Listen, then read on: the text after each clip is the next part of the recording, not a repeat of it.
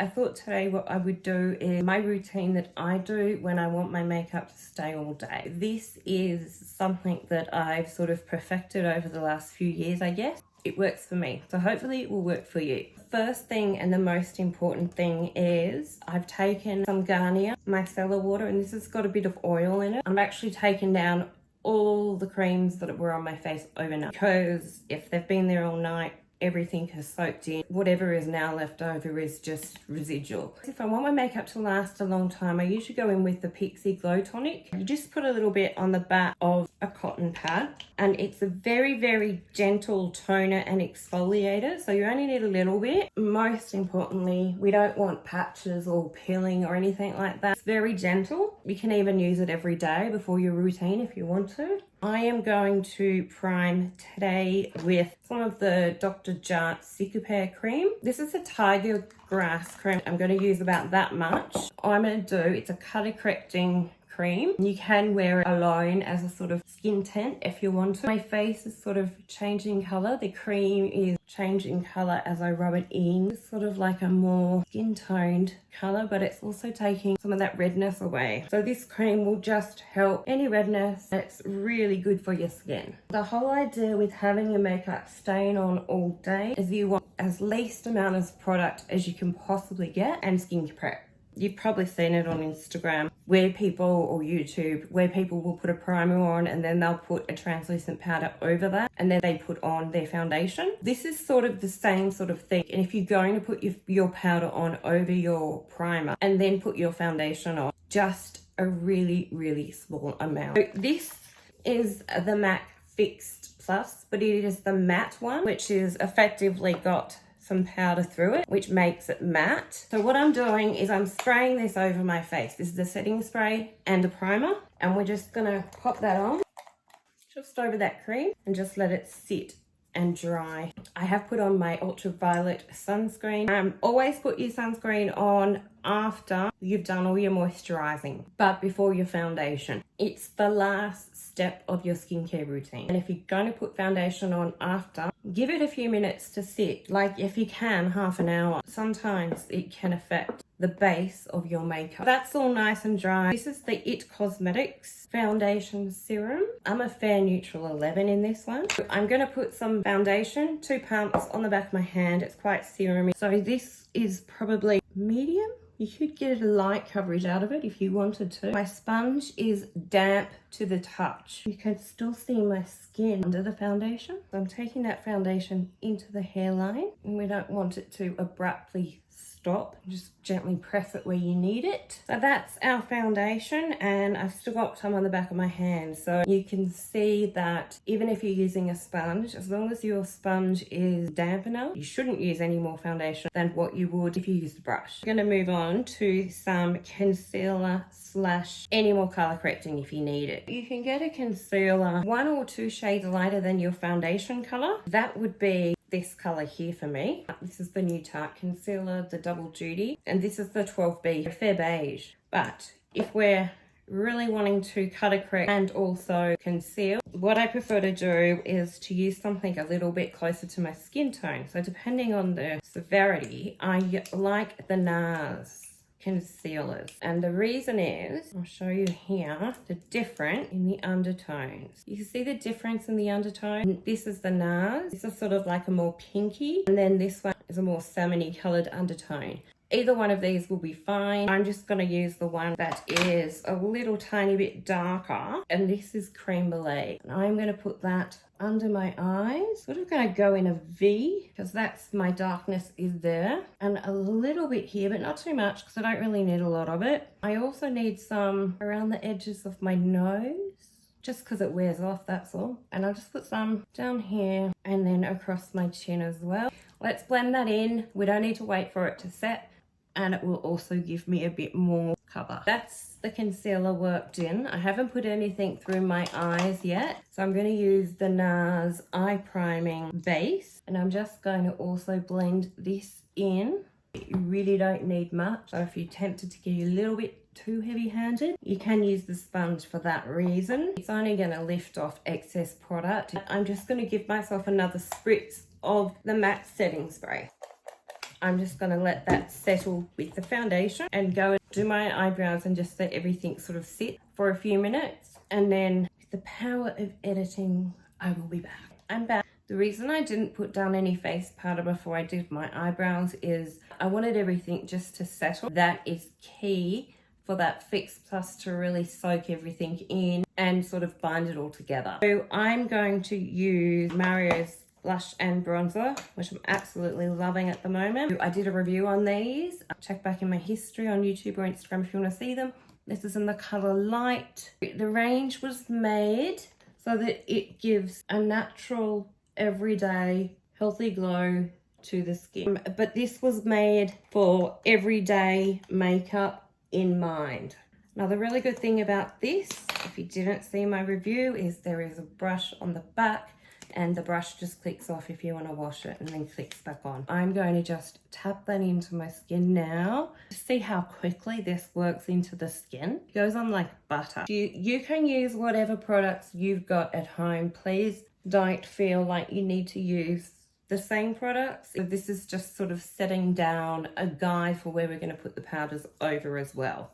Next thing is the blush. I'm just going to put that down here. You can see how nice and bright that is. I'm going to go into my powder now. I'm using a really finely milled powder. I'm just trying to think of an equivalent. Elf have a really good setting powder. Maybelline Fit Me, you probably could use it, but you don't want to use a lot of it. It's a bit heavier. So I'm talking sort of finer and lighter than Maybelline Fit Me, if that gives you an idea of how fine I'm talking. I'm just going to quickly go in and check. None of that foundation has started to settle into any fine lines, because once you put the powder on, it's all over. Into the powder. The first place we're going to hit is under the eyes. The reason I'm using such a fine powder is because we're going to use other powders on top. So I'm going to start with the bronzer. I'm just using the Makeup by Mario. This is in the color Light. I'm just going to run that down where we put down the bronzer cream.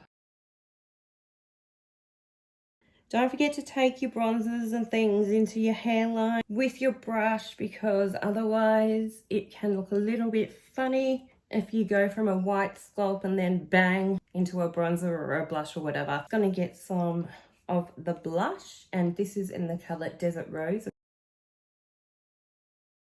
So now we've done our powders, our creams, and everything is on. The next thing to do is to go back into your spray. Whatever spray you're using, hit that again, just to let it sort of all melt in. And you will see the reason for my madness as to why we're using another powder in a minute.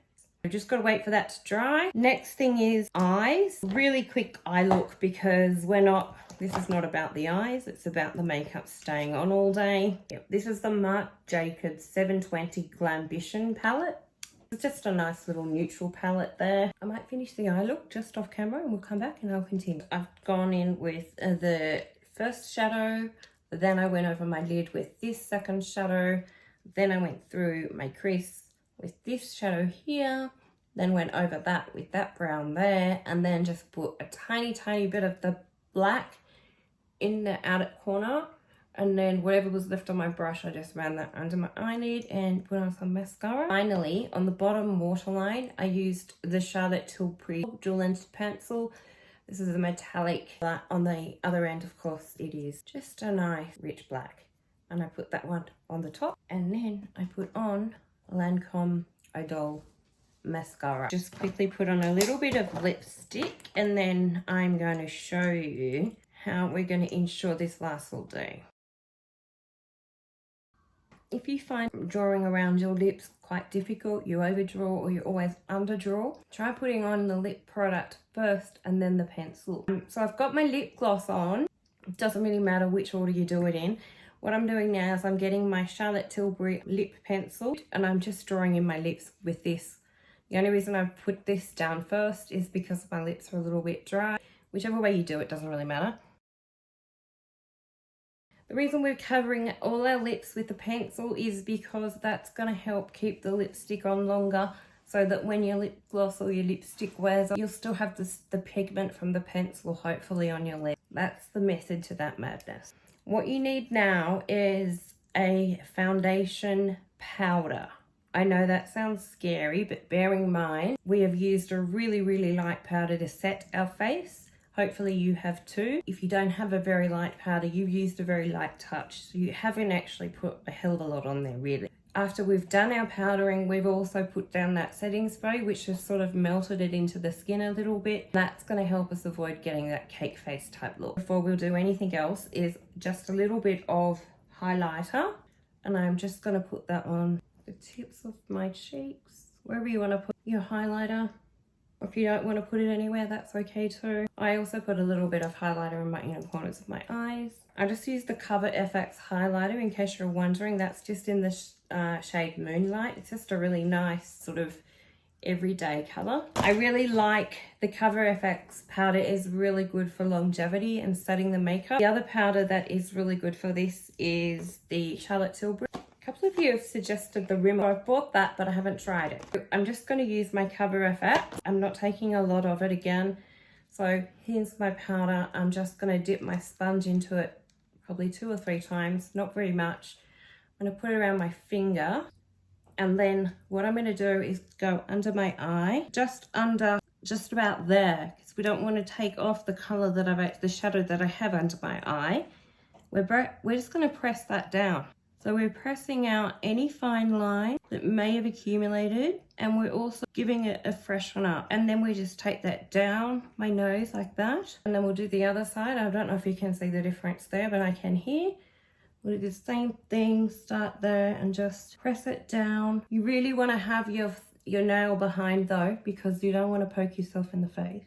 Pressing that down with the powder foundation. We don't want to go up the side of the nose too far because we've got the bronzer on there as well. And then we're going to take it down.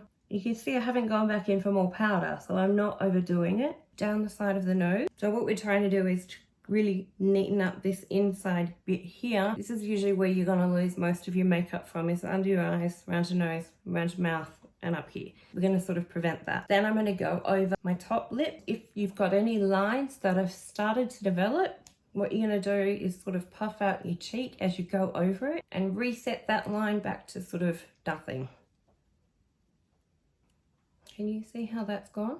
So we've just pushed it all back down because the setting spray worked it all in for us and melted everything down. So now we're just sort of strategically putting it back where we want it. Same thing on the other side, and also between your eyebrows, and sort of just in a tiny little half a circle. Just a little bit there, and that's it. We're not going to put on any more setting spray because we don't really need to. Putting down this powder, we've only put a tiny bit on, but that's going to seal everything in, and then obviously your oils and things are going to come through your face as well. The reason you take this with you during the day is you might want to go back and do those target touch-ups under the eye, just down the bottom of your nose, around your mouth, and then back up that other side, maybe in between your eyebrows and maybe across the top of your nose, depending. If you do happen to perspire under the eyes or anything like that, get yourself a blotting tissue. Don't use a paper towel. They will just take your makeup off straight away. If you can't get any blotting paper,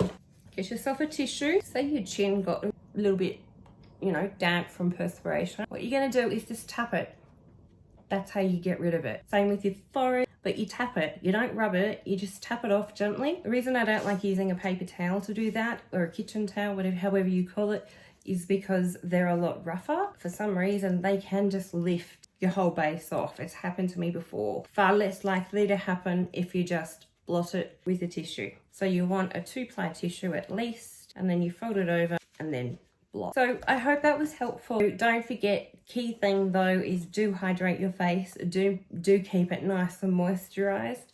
If you're doing your makeup for a special event, I would perhaps put on a face mask just before you start doing your makeup routine. Leave some time in between your SPF and your moisturizers. If you're going to do any sort of shaving of your face or waxing, try and do that a couple of days before, because you don't want to put makeup onto a freshly shaved face or a freshly waxed face, because you could get some irritation. That's going to get red, and then all your hard work is gone. I hope those tips are helpful. If you enjoyed watching this, have a look back through my history. There's plenty of videos there. Don't forget to follow or subscribe depending where you're watching, and please do go over to my YouTube channel and give it some love because it badly needs it. All right, guys, take care. Bye.